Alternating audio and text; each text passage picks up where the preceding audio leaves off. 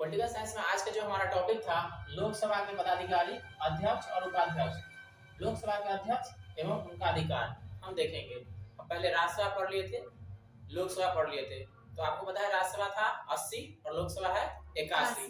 आज वहाँ पे एक लोकसभा होते हैं, उसके अध्यक्ष होते हैं, उपाध्यक्ष, उनके क्या कार्य है, उनका क्या अधिकार है, ये टॉपिक देखेंगे। ठीक है, मेन था आपको 80 और 81 वाला। ठीक है, इसमें से भी क्वेश्चन बन सकता है कभी-कभी, इसलिए इसको देखते चल रहा है, जरूरी है क्योंकि पॉलिटिक्स से पढ़ रहा है तो कहीं से भी क्वेश्चन पूछ सकता है। ठीक है, देखते हैं इससे क्या क्या प्रश्न आज हमारे लिए बनता है। ठीक है, तो सबसे पहले अनुच्छेद 93 की बात करेंगे। किसका?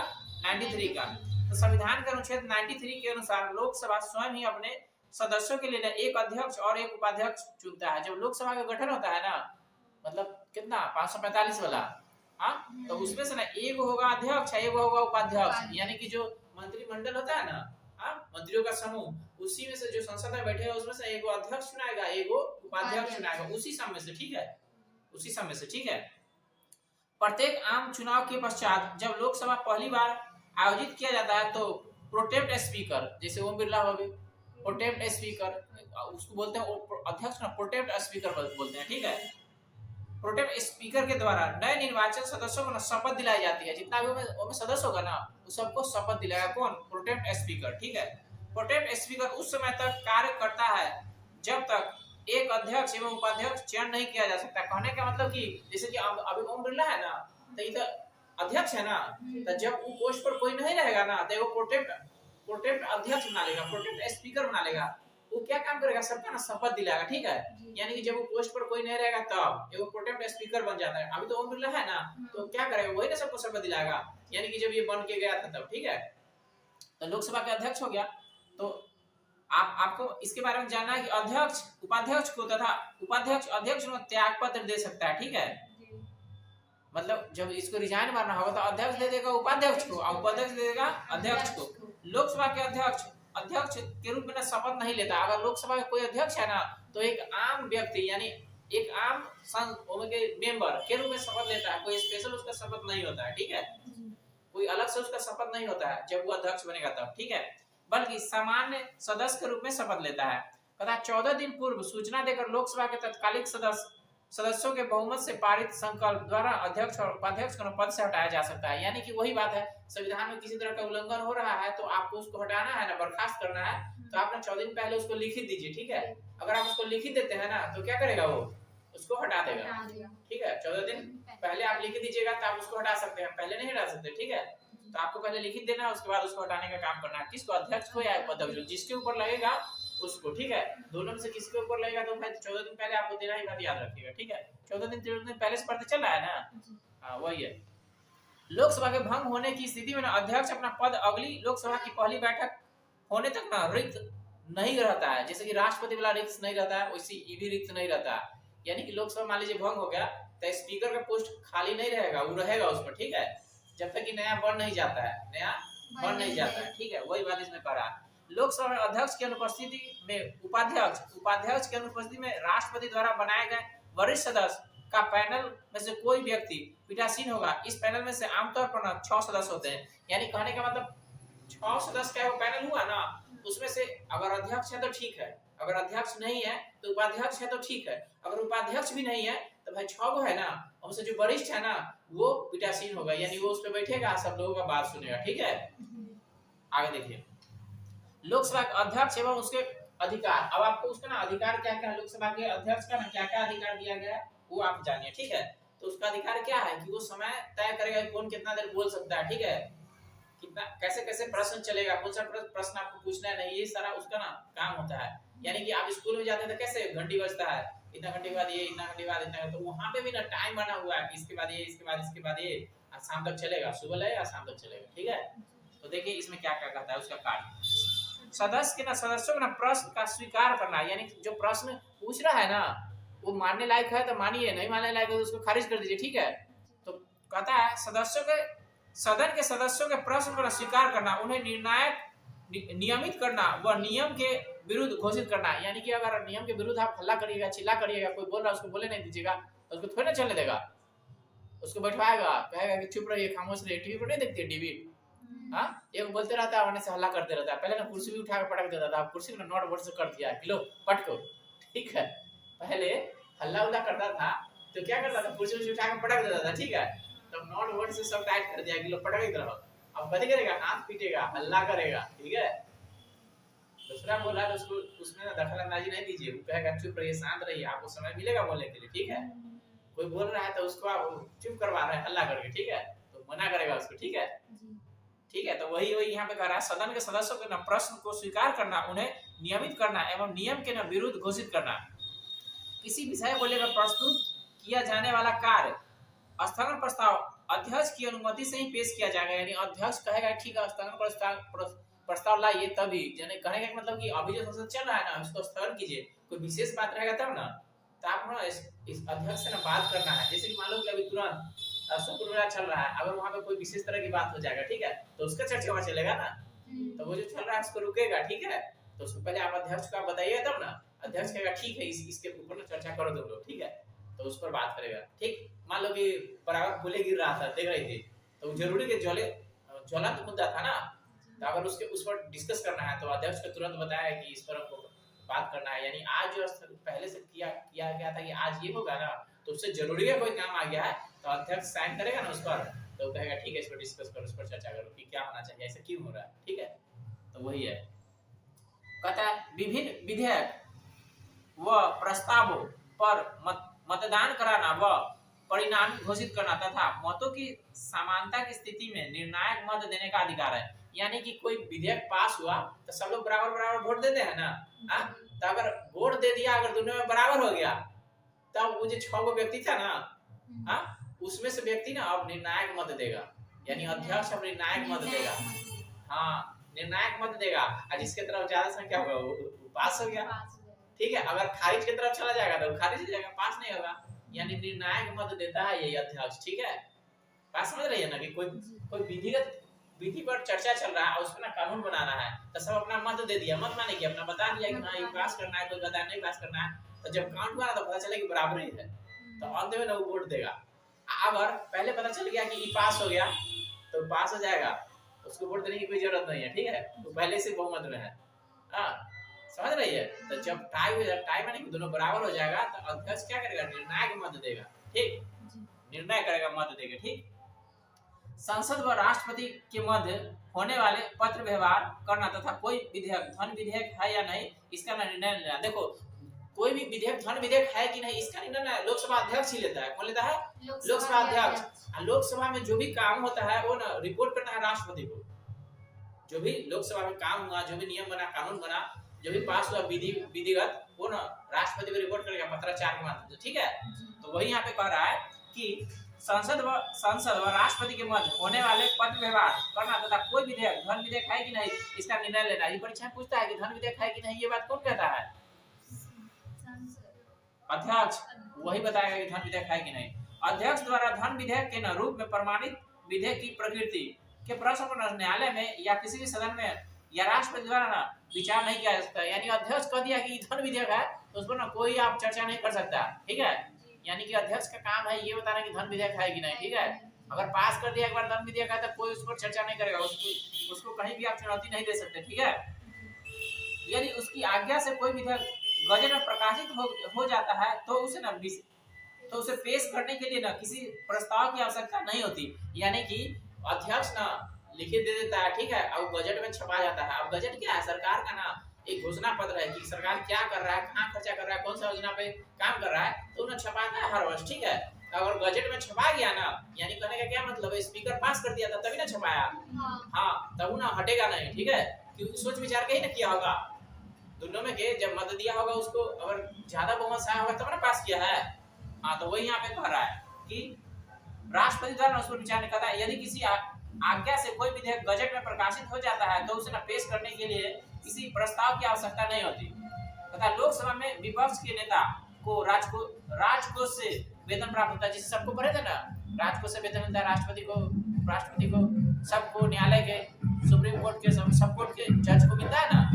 तो वही यहाँ पे कह रहा है कि लोकसभा में विपक्ष के नेता का पैसा कहाँ से मिलता है? राजकोष से।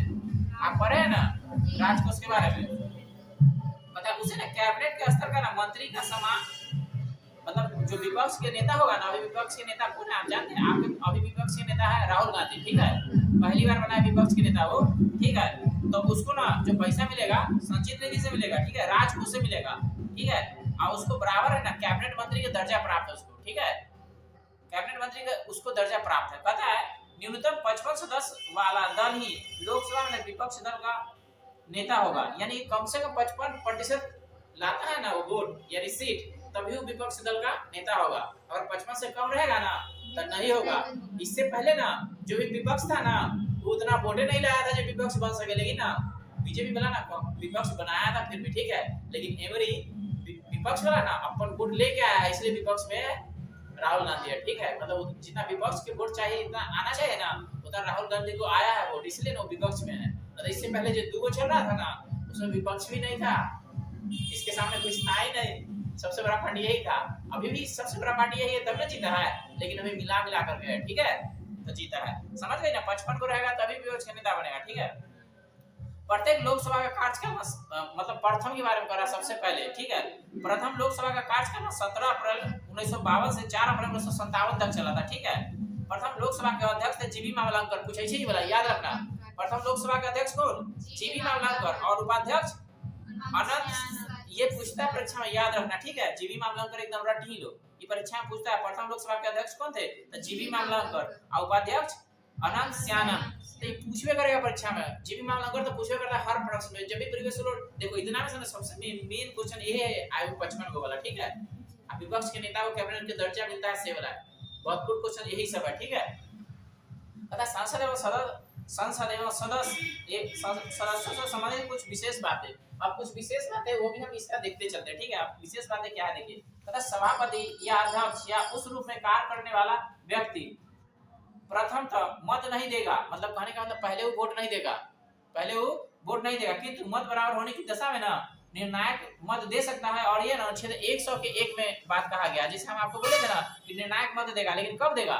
जब बराबर हो जाएगा तब। लेकिन ये बात कहाँ कहा गया? अनुच्छेद 100 के 1 में कहता संसद के किसी भी सदन की सदस्यता में कोई रिक्त होने पर भी उस सदन का कार्य करने की शक्ति होगी, और यदि बाद में यह पता चलता है कि कोई व्यक्ति ऐसा है जो ऐसा करने का ना हकदार नहीं था, कार्यवाही में उपस्थित रहा है और उसमें से मत दिया है या अन्य भाग लिया है, तो वह संसद की ना कार्यवाही विधानसभा विधि मान्य होगी अनुच्छेद 100 के 2 के अनुसार। देखो जैसे कि तुम कहीं जाती है तो कहते नहीं कि हमारा आदमी चल मान लो कोई ऐसा व्यक्ति है जो संसद में चला गया है, ठीक है, चला गया है, कोई ऐसा व्यक्ति घूमने के लिए गया होगा, सुनने के लिए गया होगा, ठीक है, चला गया है, अब ना हिस्सा ले लिया है और भाग लेकर के उसने वोट भी दे दिया, ठीक है, तो जो विधेयक पास हुआ है ना वो खारिज नहीं हुआ, वही कर रहा है यहाँ पे, ठीक है।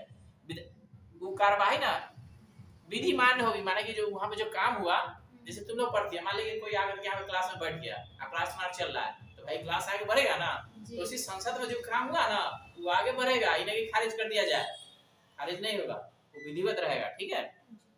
कहता संसद में स्थगन प्रस्ताव संसद का कोई भी सदस्य रख सकता है, उसमें जो भी सदस्य है ना कोई भी रख सकता है, लेकिन इसके लिए ना अध्यक्ष की अनुमति आवश्यक है। तो अध्यक्ष करेगा ना कि ठीक है स्थगन प्रस्ताव रखिए, तभी रखेगा, मतलब वो अध्यक्ष के पास रखेगा, अध्यक्ष उसको ग्रांटेड करेगा कि ठीक है आप रखिए।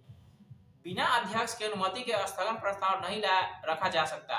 स्थगन प्रस्ताव आने का मुख्य उद्देश्य सार्वजनिक महत्व के लिए निश्चित अत्यावश्यक मुद्दे पर बहस करना, जैसे हमको बताया ना बहुत पुले गिर जा रहा था, क्या कर रहा था, पुले गिर जा रहा था, तो आप संसद में एक प्रश्न रखिए ना भाई कैसे पुल गिर जा रहा है, क्या कर रहा है यहाँ के इंजीनियर, यहाँ के सरकार क्या कर रहा है, तो ज्वलंत मुद्दा हुआ ना, अभी तुरंत का हुआ, आम लोगों से जुड़ा हुआ, तो आज जो काम है सो रोक देगा, वही पर चर्चा करेगा, ठीक है।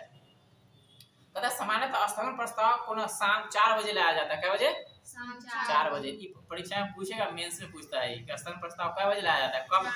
तो शाम में लाया जाता है। किसी संसद सदस्य की योग्यता अथवा अयोग्यता से संबंधित प्रश्न का अंतिम निर्णय चुनाव आयोग की सलाह से लिया जाएगा, ठीक है। कहने का मतलब कि कोई जीत के आया है आदमी, ठीक है, तो भाई चुनाव हुआ है, उसको वोट मिला तब ना जीत के आया है, आज चुनाव आयोग उसको गिनती करवाया है, तब योग है कि अयोग है से संसद में जो बैठल लोग है उसे कैसे जानेगा, वो तो पता करेगा ना चुनाव आयोग से कि होई कैसे जीत लेगा, ये बोगस करना करना जीत गया है, तो पता करेगा, जानकारी लेगा और चुनाव आयोग से बात करेगा। जैसे अभी कौन है, राजीव कुमार, मुख्य चुनाव आयोग है, ठीक है। तो वही कह रहा है यहाँ पे कि किसी संसद सदस्य की योग्यता अथवा योग्यता से संबंधित प्रश्न का अंतिम विनिश्चय, माने कि उसको निर्णय लेना है अब चुनाव आयोग की सलाह पर राष्ट्रपति करता है, यानी राष्ट्रपति बात करेगा चुनाव आयोग से। अरे इस पर तो गलत बात लग रहा है, जीत के आया था कि नहीं आया था, ठीक से बताओ, ठीक है। तो चुनाव आयोग जो कहेगा ना, यानी चुनाव फिर से जांच करेगा और उसको कहेगा ना, वही राष्ट्रपति करेगा, ठीक है। एक समय एक व्यक्ति केवल एक ही सदन का ना सदस्य रह सकता है, एकदम याद रखना इसको, ठीक है। इन्हें कि एकरो सदस्य हो गए ओकरो सदस्य हो गए, लोकसभा का राज्यसभा एक ही सदन का। यदि कोई सदस्य सदन की अनुपस्थिति के बिना 60 दिन अवधि से अधिक समय तक सदन के लिए अधिवेशनों में अनुपस्थित रहता है तो उसका सदस्य समाप्त हो जाएगा। जैसे चौधरी चरण सिंह की गेवे न करते ना संसद में की, तो ये बात लिखल है 101 के 4 में। 101 के 4 संसद सदस्य की बैठक के पूर्व या बाद के 40 दिन की अवधि के दौरान गिरफ्तारी की से मुक्ति है, यानी कि उसको आप गिरफ्तार नहीं कर सकते, ठीक है। 40 दिन तक गिरफ्तार नहीं कर सकते। पता गिरफ्तारी से यह मुक्ति केवल सिविल मामले है, अगर कोई सिविल मामला की बात है तो आप उसको गिरफ्तार नहीं कर सकते, ठीक है। फिर से समझ लो, कहता है संसद सदस्यों के संसद की बैठक के पूर्व, यानी पूर्व माने कि पहले, अब पूर्व या बाद 40 दिन तक आप उसको गिरफ्तार नहीं कर सकते, ठीक है। 40 दिन तक एकदम निश्चित गिरफ्तार नहीं कर सकते आप उसको, अगर संसद में बैठ गया है तो, ठीक है। लेकिन इसके लिए सिविल मामले के लिए, ठीक है, गिरफ्तारी से मुक्ति केवल सिविल मामले में। आपराधिक मामले अर्थात निवारण निरोधक की विधि होगा ना, तो उसको गिरफ्तार छूट नहीं है, उसको गिरफ्तार किया जा सकता है, ठीक है। भूतपूर्व संसद सदस्यों के लिए ना पेंशन व्यवस्था 1976 में किया गया था, आपको याद है 42वां संविधान संशोधन 1976, हाँ, तो 1976 में ना पेंशन की व्यवस्था कर गया था, 1976 में। 1976 में इसमें से क्या किया गया कि संविधान में संशोधन कर दिया, संशोधन कर दिया, आप कोई भी नेता बनेगा ना, मतलब कोई भी संसद सदस्य बनेगा ना, उसको पेंशन मिलेगा, उसका जो काम किया है ना, तब उसका पेंशन मिलेगा। ये बात 1976 में लाया गया, ठीक है। तो ठीक है, सबके कर दो, और सब राज्य ना विद्यार्थी के लिए स्कॉलरशिप लागू कर दिया, ठीक है। मैट्रिक में गया स्कॉलरशिप, इंटर में गया स्कॉलरशिप, लेकिन अपना अभी ठीक से लागू नहीं हुआ, लेकिन यहाँ भी रहना चाहिए, ठीक है। देखो अपने लिए पास करवा लिया क्या, उसको पेंशन नहीं मिलेगा।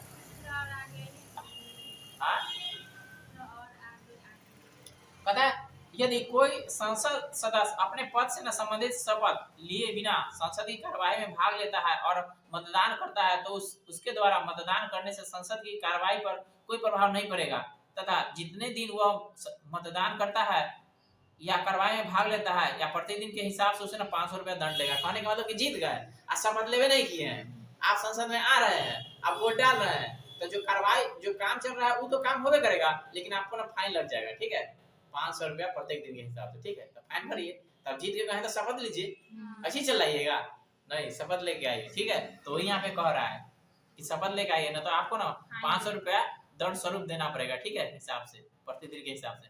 कहता है न्यायालय द्वारा अपराधी घोषित किए गए व्यक्ति को चुनाव लड़ने के लिए ना आयोग करार देने का निर्णय ना संसद द्वारा किया गया है। अगर कोई पर आपराधिक मामला चल रहा है, ठीक है, अब जेल में गया 2 साल तक, तो चुनाव नहीं लड़ सकता है, ठीक है। संसद के द्वारा पारित जनप्रतिनिधि अधिनियम 1951 की धारा 8 के 3 में, धारा 8 के 3 में के तहत यह उल्लेख किया गया है कि यदि किसी जनप्रतिनिधि को 2 वर्ष या उससे अधिक की सजा सुनाई जाती है तो उसका सदस्यता समाप्त हो जाएगी। अगर 2 साल के जेल हो तो गया, ठीक है, 2 साल के अगर जेल है तो उसका सदस्यता ऐसे ही चला जाएगा, ठीक है। तथा वो अगले 6 वर्ष तक ना चुनाव नहीं लड़ेगा, 6 साल तक चुनाव नहीं लड़ेगा। संसद में जो कार्य होता है ना हिंदी और अंग्रेजी में, यह बात कहा गया अनुच्छेद 348 के अधीन रहते हुए किया जाएगा, परंतु राज्यसभा या सभापति या लोकसभा या अध्यक्ष या उस रूप में कार्य करने वाला व्यक्ति किसी सदन या जो हिंदी में या अंग्रेजी में अपनी पर्याप्त अभिव्यक्ति नहीं कर सकता, अपनी मातृभाषा में ना सदन को संबोधित कर सकता है। यह अनुच्छेद ना 120 के 1 में है। कहने का क्या मतलब कि मान लो कि तुम तमिलनाडु से है, तो कोई हिंदी नहीं आता है, तो कोई इंग्लिश में नहीं आता है, तो जो अपन बात पटल पर कैसे रखेगा, तो देखिए तमिल भाषा है तो तमिल रखो। हालांकि आपको 22 को भाषा दिया गया है ना, तब 22 को भाषा है, और आपको ना हिंदी या इंग्लिश चलता है ना, तो हिंदी इंग्लिश में से आपको कोई नहीं आता है, तो आपका क्षेत्रीय है ना, जैसे कि आप कहते हैं मनोज तिवारी है, ठीक है, मान के चलो कि उसको हिंदी नहीं आता है, इंग्लिश नहीं आता है, तो उसको भोजपुरी आता है ना, तो अपन बात भोजपुरी में रखेगा। ये बात कहा गया अनुच्छेद 120 के 1 के तहत, यानी कि जो उसका क्षेत्रीय भाषा है ना, वो भाषा में अपना बात रख सकता है पटल पर, ठीक है, समझ गए। तो इसमें यही था। अब हम अगला देखेंगे महान्यायवादी अनुच्छेद 76 में जिसके बारे में वर्णन किया गया। ठीक है।